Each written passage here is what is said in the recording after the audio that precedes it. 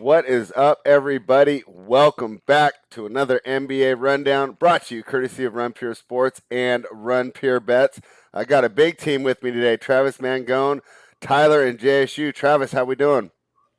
What's up? Pumped to be here, right? Like, there is nothing better than playoff basketball. I get it. Like, Big T loves March Madness. All the guys that love March Madness, that's fun, right? There's nothing more exciting than like a knockout game. But the playoffs is good basketball, right? Like, this is just going to be absolutely amazing. Hopefully, we get an all timer. It felt like the regular season. It was fun for DFS. It was a little lame if you're a fan, but overall, this postseason is setting up to be a good one, and I hope we get that. I hope it delivers. JSU, he's got the fresh cut spread. I mean, look at JSU here. He is ready for the playoff spread. I know. I feel like I got to get a haircut too. JSU, are you pretty much just like us, just excited for this to get started? Yeah, I mean, playoffs are here. I had to get the nice fresh cut and get ready for the playoffs. I'm ready to go. I literally just got off the barber's chair like 25 minutes ago. I said I gotta get home. Usually we'll chit chat for a little bit, but I gotta get home and get on this show for the people. All right, and Tyler, I would say this is one of the best first rounds in the past 3 or 4 years. Wouldn't you agree? This is shaping up to be a real competitive first round. Yeah, I agree. We're finally going to get these guys lacing up these shoes. We're going to get balls to the wall competition. This is what we've been waiting for all year. All right, well, let's jump in. The first game will be at 6:30 Eastern, so an early tip. The Charlotte Hornets will be in Indiana to take on the Pacers. Right now, Indiana is favored by 3. Totals 227.5. Some crazy news this morning is, at least from my mind, with LeVert going out and Brogdon switching to questionable. So when I capped it last night, I had expected Brogdon to sit, but LeVert to play. Kind of a quick switcher on me. Travis, what do you think of this news, and how are you approaching this game? Yeah, crazy to see this news, right? I didn't think this would happen to LeVert. It was kind of out of nowhere for me. So I don't know Brogdon's exact status. That's going to be important for DFS. It's important for this game too, from a handicapping perspective. I think Sabonis could carry this team without those guys. I get it, but Charlotte is just awful down low, and obviously Sabonis just getting fed all game. He could have an all-timer, right, and just like absolutely carry them. I'm not huge on Charlotte, but I hate. We talked about this on a lot of shows. I hate kind of being this guy, but I need the news on Brogdon to really make a bet here, right? Like, that's the one unfortunate part with this game. I think if you're looking at props, this is a spot where, man, Sabonis should just absolutely destroy, right? Like, I don't know what line you could get right now. Maybe we could look, but like the other day, I think once the news came out that LeVert was out, I got a line before it all happened, and it was like, I think Sabonis to get a triple-double was like plus 400 or something stupid. Like, this is a triple-double spot for Sabonis. Like, I mean, I would be curious to see what the line is. He should absolutely carve up Charlotte down low. I don't have any like strong leans on like the exact game right now, but I think Sabonis props are where I want to live in this game from a betting perspective. I feel really good about just him, just a ton of his overs I think I'd be wanting to hit. We can go over and talk to someone else about it. I'll look up some of the props and see what we can find on Sabonis here. But I think that this is a game where he's going to absolutely destroy the Charlotte Hornets. Yeah, Charlotte's pretty weak in the middle. Tyler, what do you think about those Sabonis? Are you going to be hitting some props? And total of 227 is kind of interesting for two teams that play kind of fast and like to shoot the three.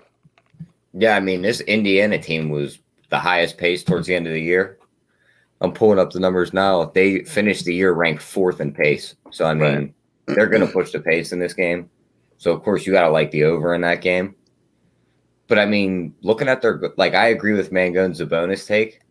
But looking at Indiana's guards, I mean, LaMelo should be able to feast on these guys, especially if they're going to play at that high pace.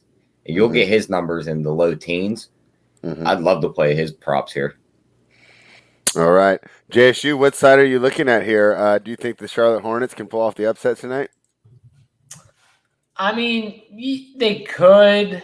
I still think if Sabonis is in, he can beat this team just by himself without Brogdon, without LeVert. He's just that good. But, yeah, I mean, do the Hornets have a shot? For sure they have a shot, especially with all these guys, especially with LeVert out. I mean, that's huge. So we'll see. I am going to bet Indiana, though, here if Sabonis is – well, we're all assuming Sabonis just plays and he's fine. So, yeah, I'm going to end up betting Indiana, spoiler alert. I just think they're a better team. I think that Charlotte isn't good. They're really not. They've had LaMelo, who's had ups and downs all year, has played really well at certain points. It's kind of faded away at certain points of the season as well. It doesn't also help that they have 3 guards that are really ball-dominant guards, right? Terry Rozier wants to play around on the outside and dribble and score. Devontae Graham is a three-point shooter. He just wants to chuck threes constantly. Where LaMelo wants to like push the pace. I agree with Tyler that the matchup itself sets up really well for a guy like LaMelo if they can get the ball in his hands and just force it, just push the ball. Like TJ McConnell's going to do the same thing on the other side if Brogdon's out. Like, that's how the Pacers are going to play. LaMelo can easily match that. So I think from a prop standpoint, yeah, I would be targeting LaMelo's props. I'd be targeting Sabonis's props, and we'll see based off of injuries who else Indiana is down. When you were looking at the prices for the lineups today, who did you see like offering some value in this game? Well, I kind of looked at it quick, but this was before the whole LeVert out news early this morning. If Brogdon's out, and I mean, we don't have news on any of those other like secondary guys, right? Like Sumner and those type of guys who seem to, they're like actually hurt, right? Sumner like actually was dealing with an injury. He wasn't like sitting out. Brogdon, same thing. Aaron Holiday had an injury as well. Like these guys are all questionable still, game time decision for Brogdon, whatever it is. So, that's kind of telling because we saw when Sumner's out of the game, that's when they let TJ McConnell play like 30 to 40 minutes. So Sumner's actually key for like DFS. So I think TJ McConnell is an extremely good play though if Brogdon and Sumner are out. Travis, who do you think is going to end up on the cash chart? Oh man, I will say it's a cash chart. We're not like doing like the full chart. I believe we've talked about it. I think we're just doing like some core plays. Mango, you're not going to put just everyone from each side on there. That's what it would look like. I mean, it'd be a little ridiculous. So we'll have some core plays up though. It won't be as extreme, but we'll have the cash chart for other slates, like that 4-gamer on Saturday. We'll definitely have it for that. But.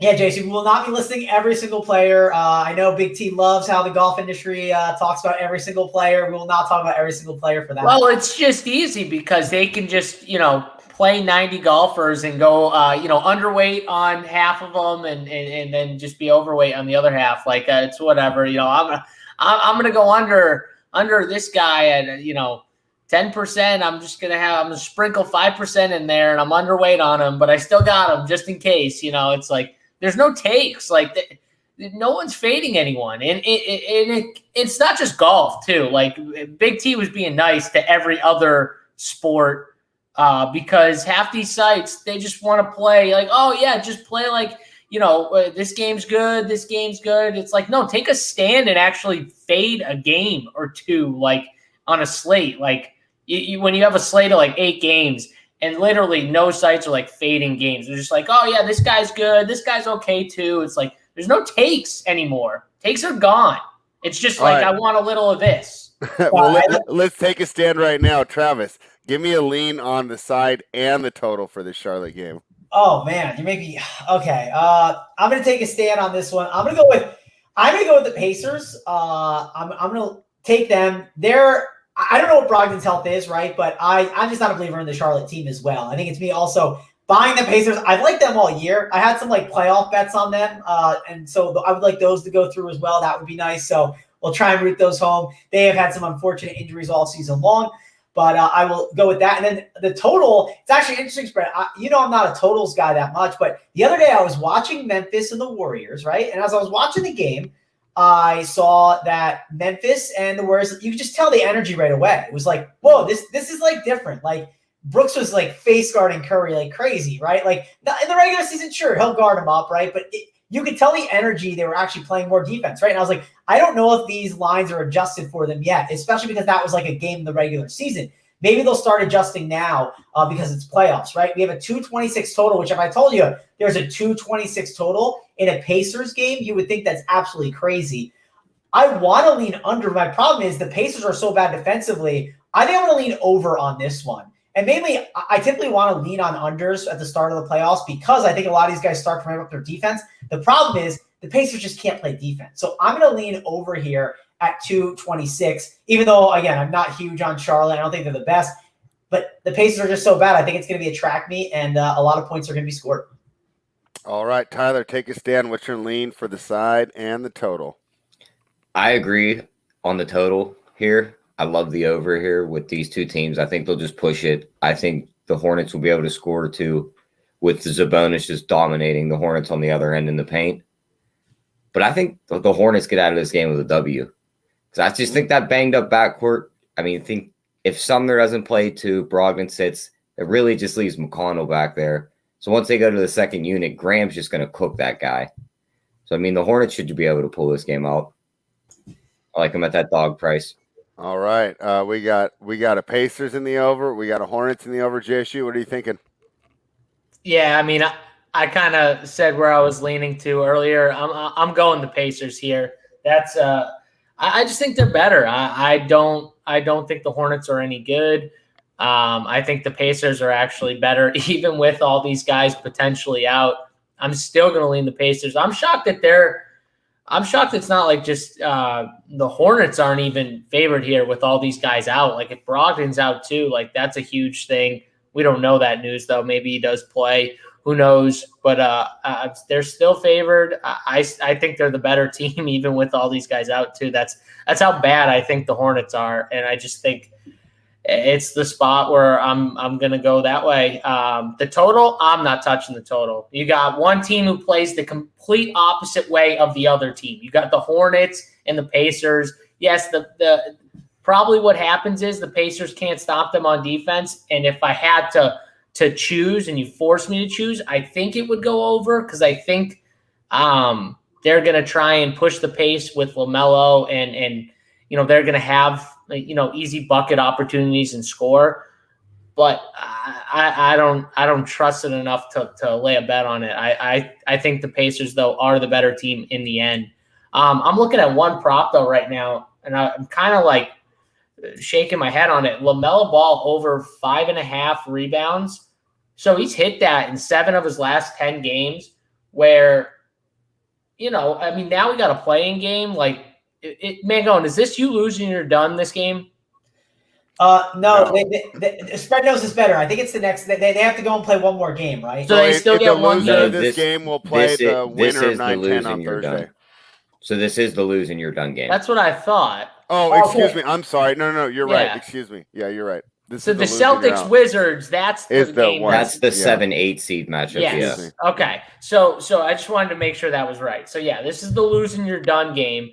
Like, one, they get the best matchup possible against the Pacers, who are going to push the pace. This is a perfect spot for LaMelo to get rebounds and go, and they're going to want him to go, right? So, like, I think that's an over right there. I'm looking at that 5.5. He's hit that in 7 of his last 10 games, and they really haven't pushed him minutes-wise at all. Maybe he gets a few more minutes just because this is a big game, right? Like, it's a lose-and-you're-done game. Maybe they give him a few more minutes to run as well. So I like that as an overplay. 5.5 rebounds. I'm looking at it on DK Sportsbook right now.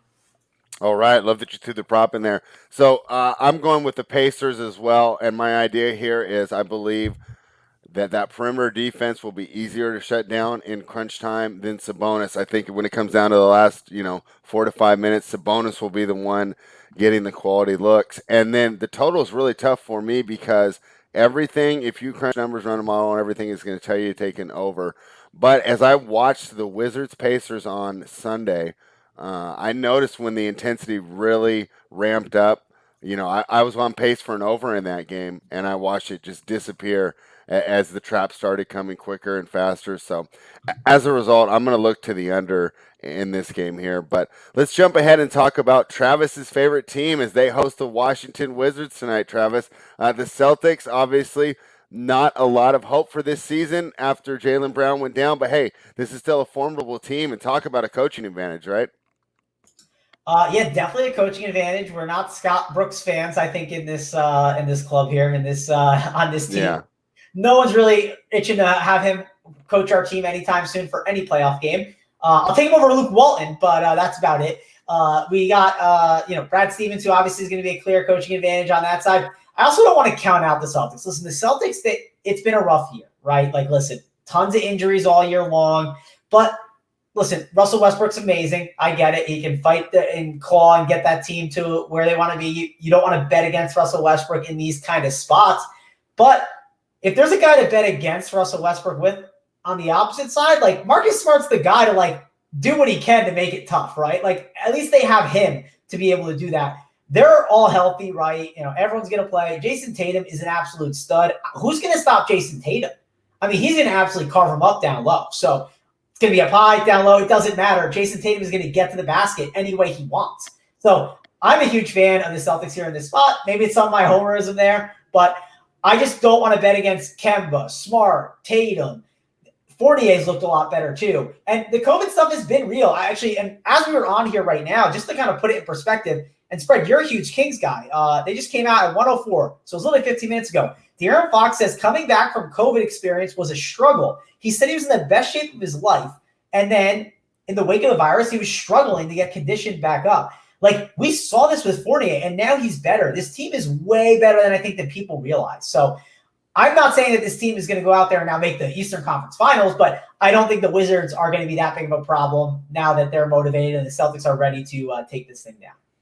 All right. I love the tough stand. Obviously, it's your favorite team, but hey, you went with it. I love to hear it. What do you think, Tyler? Are you with Mangone? Did the Celtics get it done at home tonight? I mean, looking at this injury report, I see one guy for Boston, and he's probable. So, I mean, they are getting all their guys out there. It's going to be tough. I agree. No one's stopping Tatum. I'd love to play his points prop here. But they jumped that number all the way up to 31.5, so you really can't do much with that unless you want to play that giant number. What if you play the under? It's a playoff game. Then you're playing with fire because there's no one on the other side that can guard him. He starts going. Let's go, Rui. You know you lost in like the first quarter. Yeah. But then you look on the other side. Marcus Smart can only guard one of these guys. And Kemba Walker's probably got to guard the other one, and that guy's going to just go off. So this one will be close, I think, but I think it's going to come down to coaching.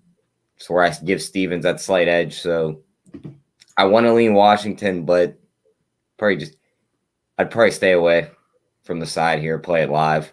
So, Tyler, I don't think Tatum's going to take any under money today. What do you think that line closes at if it's 31 right now? And at what point do you jump? Like at 34, you have to take the under, right? I want to tell you, yeah. But in this situation, these guys are actually going to give effort for the first time this year. Uh-huh.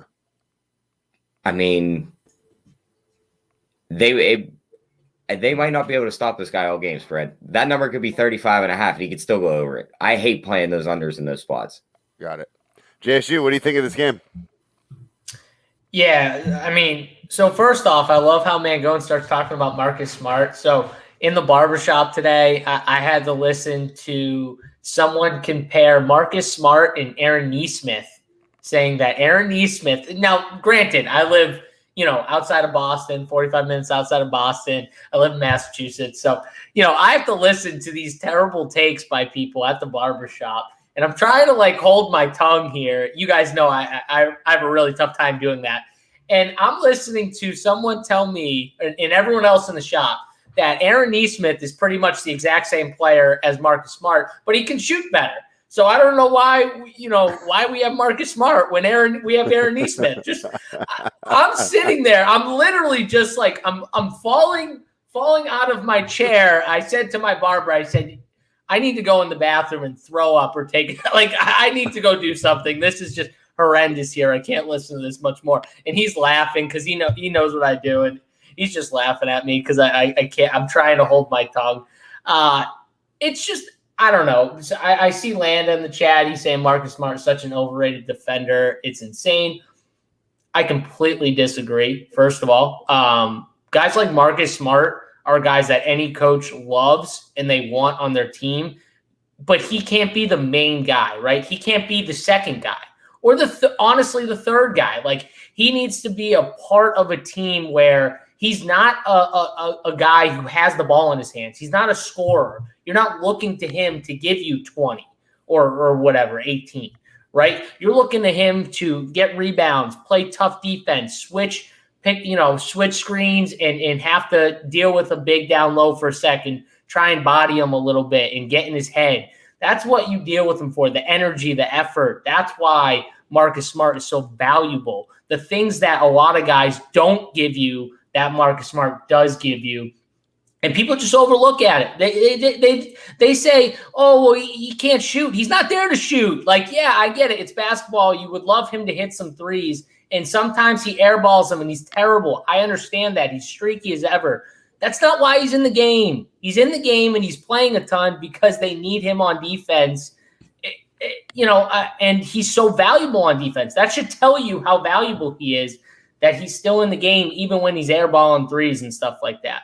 So I completely disagree. I think he's an X factor in this game, especially because he's key. They need him on Westbrook or Beal. I'm assuming he guards Westbrook. Maybe he guards Beal. I don't know. Maybe switches off on both of them.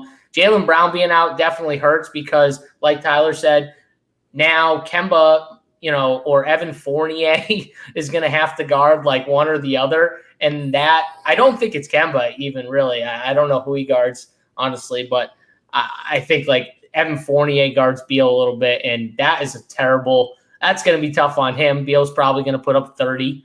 Like, I don't know. This game is close. I think Boston is the side I'm going to back, though, because Jason Tatum is one of those players who, in a playoff spot, I love him. One game, like, give me Jason Tatum. He can give you 40. He can finish off a game. He can finish that game off late in the game.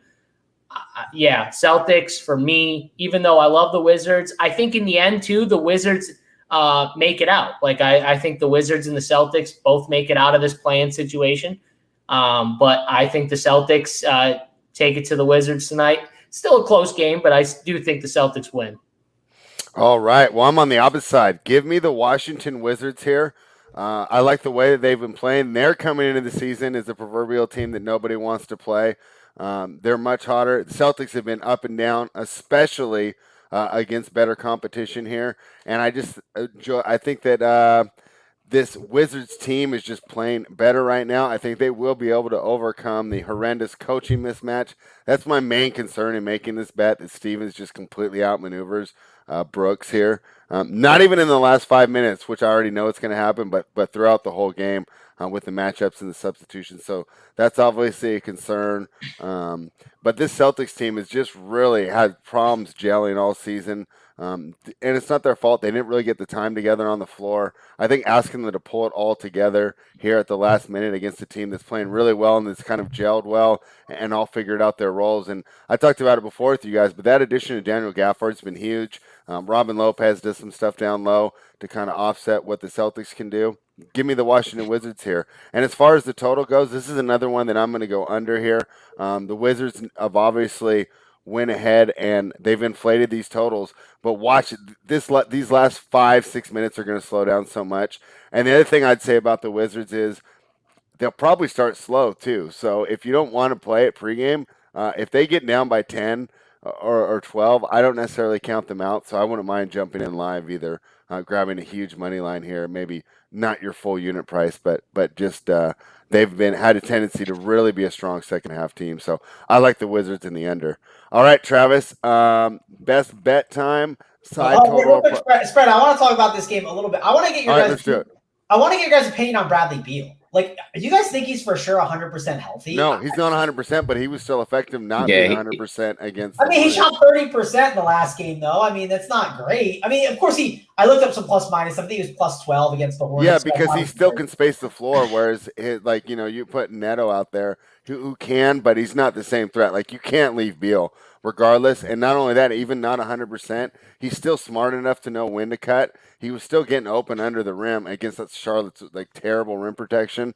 But let's be honest, Boston's not that much better out there with Robert Williams, who is smart and he's getting better, but he still does make mistakes and rotate late sometimes. Yeah, I was curious where you guys were leaning on the health thing, because I think he's not 100% healthy. Obviously, him being out there is probably worth him being out there.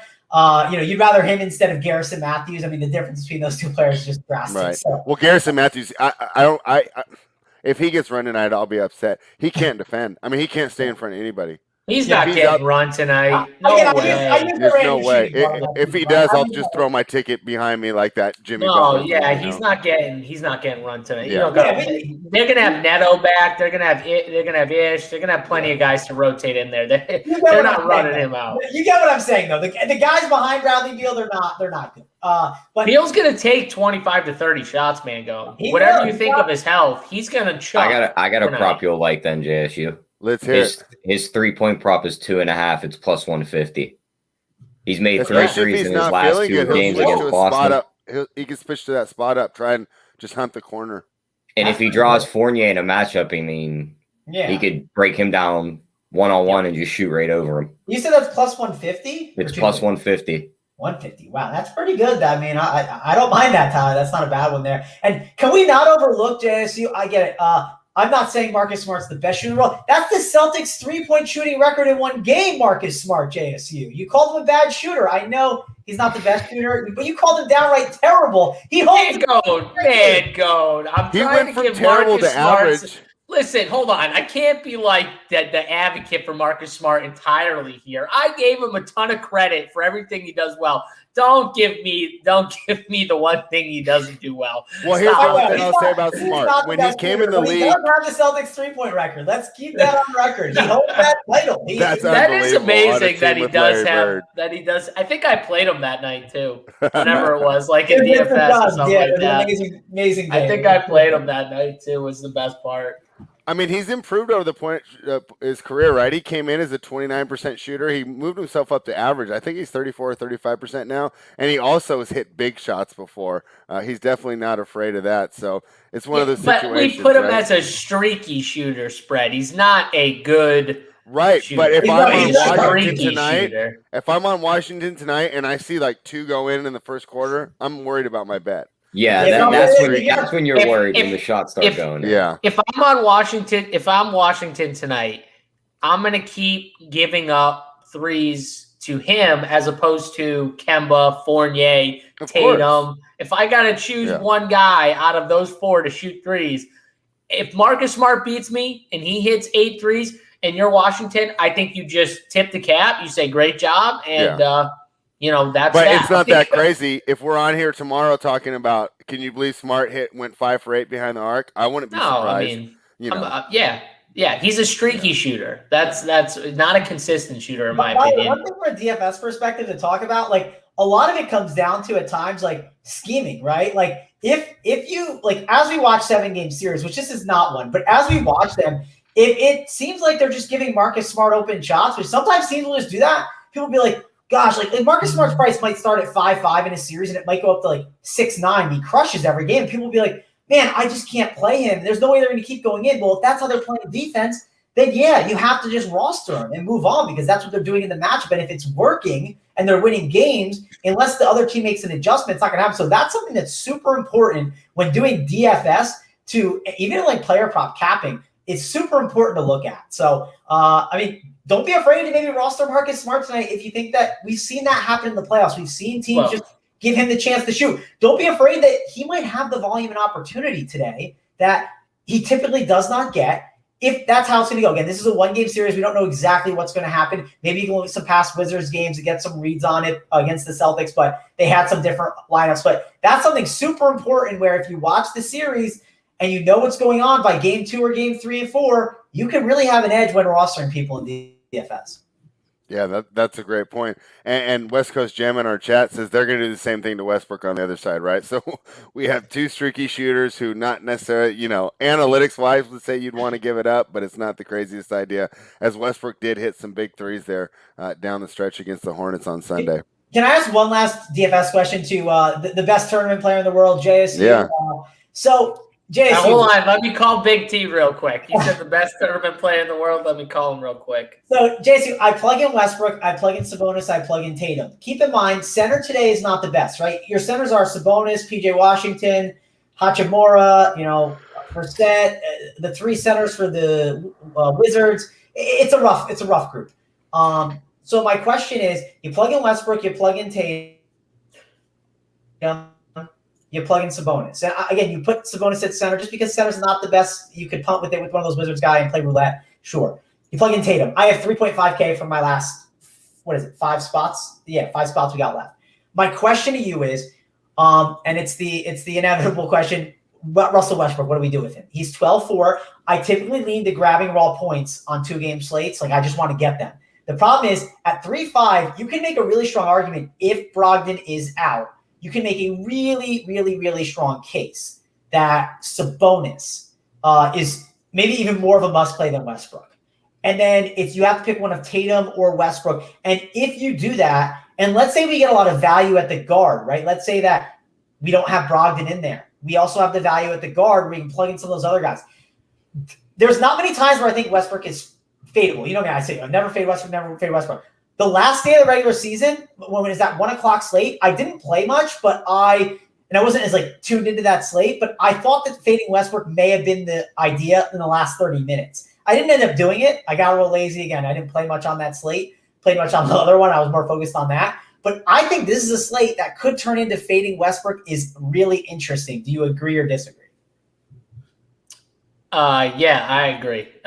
There's just no value on this slate right now. And with no value means it's tougher to pay for these guys. And let's be honest, what have we had, especially the last few weeks in DFS? Every single slate we've had value and good value. Where main guys are out for teams and literally 3K guys and 3,500, 3,900 guys are playing 25, 30 minutes, 35 minutes even in some cases. So it's been easy to play Russ. You just lock him in there at whatever price he is, and then you're just I'm going to have plenty of value. I can literally choose my value. It's not it's the same value as everyone's playing. On some slates, you literally could choose between really good value plays. That's how much value we had. Now we don't. And that's the key here with this answer. So really, in my opinion, now you have to choose one stud. And the one thing that Sabonis has that Russell Westbrook doesn't have, and you already kind of alluded to it when you talked about the positions, he's center eligible. If you hate center tonight and you don't want to mess with some of these cheap centers that are really risky, you can just plug him right at center and you don't even have to think about it anymore. That's the one thing I like about Sabonis tonight, whereas Westbrook is only point guard eligible, doesn't help me out at center. This is a spot where I may end up fading him. And again, I always talk about this. On 2-game slates, you have to find ways to be different, and you have to take real stands in every single pricing tier. That means at the top, you can't just play every single stud. You got to pick one or two and ride them, and you're going to have to fade one or two. This slate, I may end up fading Westbrook for this reason, because one, he's not center, and I need a center. Center sucks. And Sabonis, in my opinion, especially if all these guys out, you can make the case is already the best spend overall on top of it. So it may just lead me to playing Sabonis. I haven't really built a team yet. I just kind of looked over pricing. I saw the center, like you said, center sucks. I saw that all. Then the Karis LeVert news came. So I haven't really built any teams yet, but I'm assuming that I'm going to plug Sabonis in at center. And if I do that, then it's going to be tough on this slate to get Westbrook. All right. Well, we lost Travis. Hopefully he will make it back. We can do some best bets real quick, but it sounds like you get a good idea. And yeah, I think it's going to be a little tougher without all the value, right? I can't just grab the 3 top guys off the slate and then play a bunch of guys at 3 or 4K and make it work. Definitely going to have to work the mid-range a little more. Yeah, you got Westbrook, Sabonis, Tatum, Beal. Those are the 4 studs on this slate. Yeah. So, there's not enough value. I don't even know if there's enough value, honestly, to play 2. I mean, you could make it work. But I don't know how I'm going to love my lineups. Again, I haven't built yet. So the only reason I would say to do it, JSU, sometimes just capturing the raw points from a stud is like worth it. And like you can get away. I know you hate playing bad basketball players, but you can get away with the 12. It depends what the mid-tier looks like. Here's the thing, though, Mangone. In the playoffs, this is where I've had so much success is in the playoffs. We all know that rotations tighten, right? Yeah. So that means there's less players that get on the court, period. What does that mean? That means starters play more minutes. We all know this, right? The starters and the key players play more minutes. Yes. If I can get more of the – so here's where my brain is a little different. If I can get more key minutes from starters and key guys, I will take that over rostering another stud in the playoffs and having to play a guy who's going to probably give me 15 minutes or play multiple guys that are going to give me 15 minutes. I'll take the guys that play more on the floor and take my shot there as long as they have some type of upside over the situation where I have two guys that I know for a fact have to be ultra efficient in their 15 minutes on the floor because there's no way they're getting more than 15 minutes, right? So now, if you told me, though, JSU, like I'm playing this guy and this guy, he may get 15 minutes, but if he's playing good, he could get 25. Now, that's a guy I don't mind looking at. So there's a difference. So that's correct. So it's very team dependent, right? And I think your theory is probably correct for the teams we have tonight.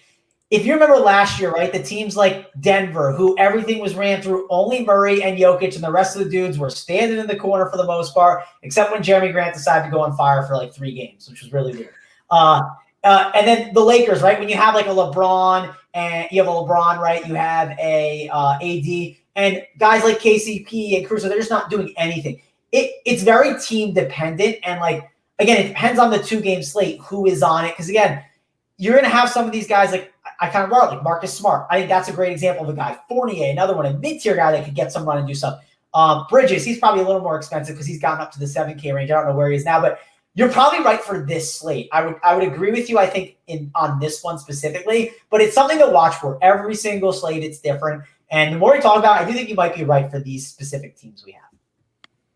All right. Well, this will be a lot of fun. Now, are you guys doing a Hardwood Live and a final countdown tonight, or is it just check the website and jump in the Discord? It is. We got a baseball show at 4:00, I think, Eastern time. Okay. And then we have a premium show for our subscribers. I think it's me and Big T, and can't remember who else, but We'll talk baseball. We'll probably talk a little hoops too as well. That slate does that. Our show starts at 5:30 Eastern time, and that slate does end at 6:30. So we'll talk some hoops real quick, and then we'll get into the baseball slate because it is a big baseball slate as well. But yeah, 2-gamer. I mean, we're gonna have core plays up and get in the Discord. We'll be in there talking. All right. Well, that should be a lot of fun, and of course, the members will be able to take advantage of the best tournament player in the world to answer the questions on the 2v2s, unless it's already in the core. If it's in the core, he's going to take the guy in the core. Or on the cash chart as well. Yeah, and we got the king of the cash chart with us too. All West Coast Gem. If Big T leaves early again, then I'm quitting. He'll be finding a new person to do shows with. I'll quit. Wow. When did he leave? He left early. I wasn't able to tune in yesterday. I caught the first 15 minutes, but then I had to bail out. He literally just ditched us. Like, didn't even say bye, nothing. He just ditched us, literally. So I went on a rant for a couple of minutes, and then I said I'm TBD for the Wednesday golf show, even though everyone knows I'm going to show up because I never miss a show. But LeBron being questionable every day of the year. You'll be there with the drink right there. I'll be there with the drink. God, that's another thing. Big T got me. He suckered me into an easy bet because friggin' all a subscriber had to do was win 5 figures. I mean, I said to Big T, I go, that happens like literally every single week. What do you mean? Like, that's not a fair bet. And of course, one guy won like 40K or 30K or something like that weekend in golf. So, now I have to drink. Terrible bet by me, by the way. Like, I should have upped that a little bit. Like, 10K was too easy. Next time, it's going to be like at least – next time, I got to make it like 50K or 100K, man, going. Even that happens too much. Yeah, the thing is, I don't think you would have like set 50. I think you would have maybe got like a 25. Like you wouldn't have got it from 10 to 50. So either way, he won 40K. Like you were done, JSU. I mean, Yeah, I was done.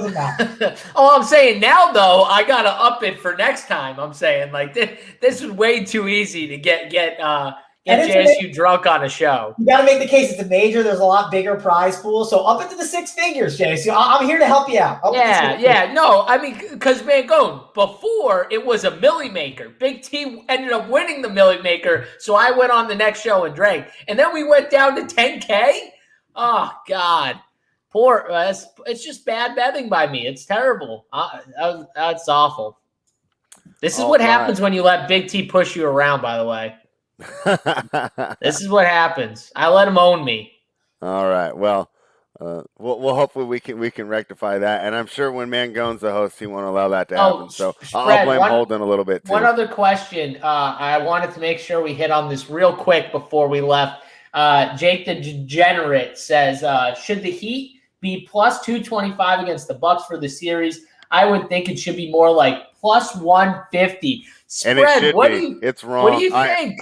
Yeah, there we go. I was so looking forward to betting Milwaukee here. I thought everyone was going to be on them. I thought I was going to get close to even money, and I saw that line opening, and I said, how can all of NBA Twitter decry the Bucks for being stupid for playing the Heat, and then they open up at now, to be fair, the Heat have taken money like we expected, right? Because I think it was already out to plus 300, down to plus 280 here, or plus 240, I mean, on the offshores. But yeah, I wanted to bet the Bucks there, but not at that price. That's absolutely ridiculous. You got to bet the Heat there. No, I mean you need to bet the Bucks. I mean, you told me you couldn't wait for this series. You were boasting about the Bucks. Not at minus 300. Oh, so you're going to come on the Heat train? You're going to come on the Heat train with me?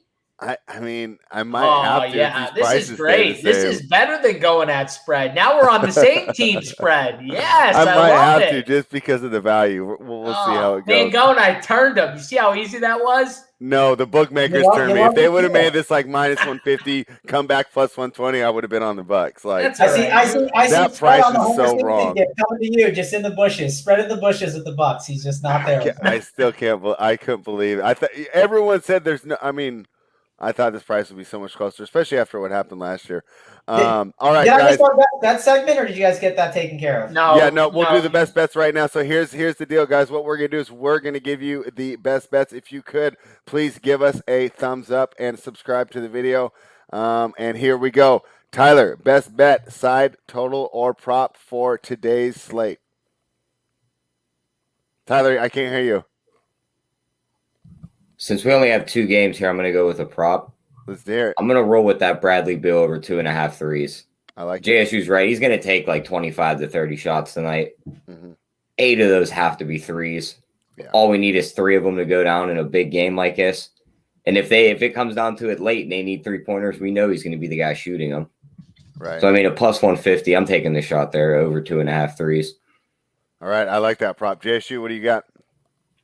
Yeah, so I'll give you a bet and a prop. LaMelo over 5.5 rebounds. Okay. Give me that prop. He's hit it in 7 of his last 10 games. And like I said, on the outside chance, playoffs, rotations tighten a little bit.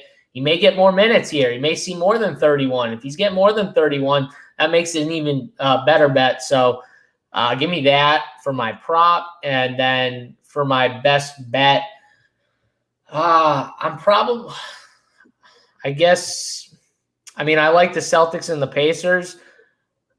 I'll give you my best bet, I guess, will be the Celtics because I feel a little more confident in them with me not knowing the Brogdon news and everything. But I still like both those sides. I'm going to bet them both. So maybe I'll just parlay it, right, Mangone? Why not?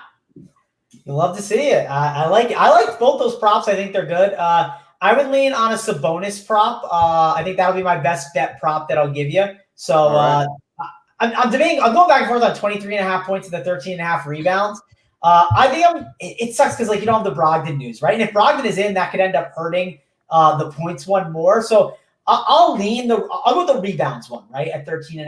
I know what he can do on the boards to a team like Charlotte. So, but don't be afraid to wait to bet it if you'd like, and then go to the other side. Because if Brogdon's out, I would like the points one way more. So if you want to wait to do that, perfectly fine, but you got to beat the book quick. So that's the way I would approach the Sabonis prop there. But best bet, the official one we'll go with the Celtics, right? We'll go with them money line. I'm not losing to the 1.5. I'm just going to take, I'll eat the vig on it, the minus 120. We'll go with that. And again, hopefully they can get it done. I think people make fun of Brad Stevens saying all year he didn't know what he was doing with his lineup, stuff like that. He was trying to find the right lineup. That's all. He'll be right for the playoffs. He was just trying to tinker with some things. He rolled with the two bigs too long. We'll be okay. Celtics take it home. No, West Coast Gem, that wasn't why he left early. It had nothing to do with the White Sox. I found out the real story after. It was a legitimate, it had nothing to do with the show either, which was the best part, and it was a legitimate excuse. He just didn't tell anyone. He didn't tell me until after the fact why he had to go. I'll let him talk about it. He can tell you. All right. I'm going to go with the under in the Washington game. I think 232 is a pretty high number. This is playoff basketball. The defensive intensity is going to completely ramp up, right, Tyler? I mean, we talk about it all year. How it's almost like watching a different sport, and I think that happens tonight. I think this under sails in. I might even look at some alternate lines, like try and get a plus 200, or maybe like an under 222 or something, if they allow me to switch it on there. Let's see if they would right now. Let me clear this. But yeah, I like the under, and like say you went alternate, you can get it. They'll only let me go to plus 105.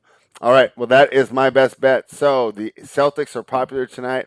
I like the under, and Tyler likes over on Bradley Beal 3-point attempts. We'll be back tomorrow to break down the West Coast games and talk about my new favorite player, Kwame Brown. Tyler, you got anything else before we get out of here? Sorry, my mic was muted, but nope. Let's just get some entertaining basketball tonight. Finally got playoff basketball. We've been waiting all year for this spread, so should get 2 good games tonight. Yeah, it's going to be a great time. JSU, anything else?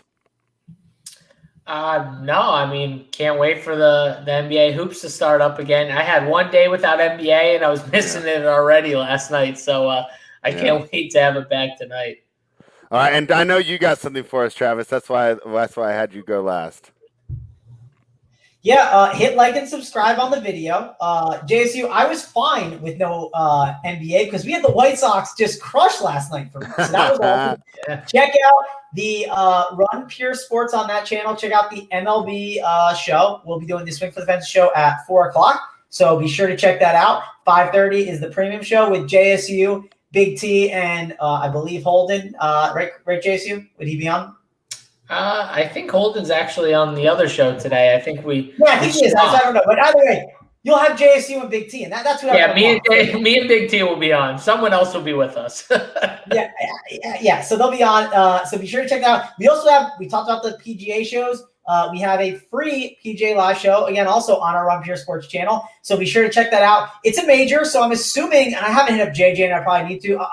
I'll try to get me, JJ, and Snyder to get back and talk about some of the golf on this channel. So we have all the content you need, guys. Be sure to check that out. Use the code GETBETS to sign up for Run Pure Sports and get Run Pure Bets for a free month. And that's all I got for you, Spread. I mean, I got one more thing, Mangone. One more thing, Mangone. You forgot to add, if you like winners for PGA, yeah, we have a Tuesday show. That show's fine.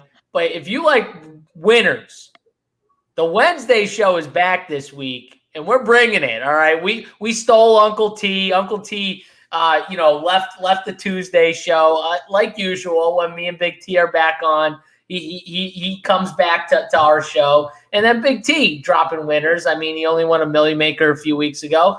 He's trying to run it back, and we'll be on Wednesday for the people. I think 9 o'clock, like normal, on a Wednesday, and it should be fun. Yeah, JT, that's what we call in the industry, me just throwing you a nice little alley-oop. I knew you were going to just hammer it home. I'm like LeBron, tossing it up. You're G-Wade. I wanted you to come home. Mangone's not worried about JSU's hand size. He's going to throw it up there. Much more generous than Gilbert Arenas. Easy. Oh, that's too good. All right, guys. Well, thanks for hanging out. We will be back tomorrow, and we will be working on the Western Conference, and we'll give you the rest of the schedule for the week then. Thank you guys for hanging out. Like and subscribe. Run Pure.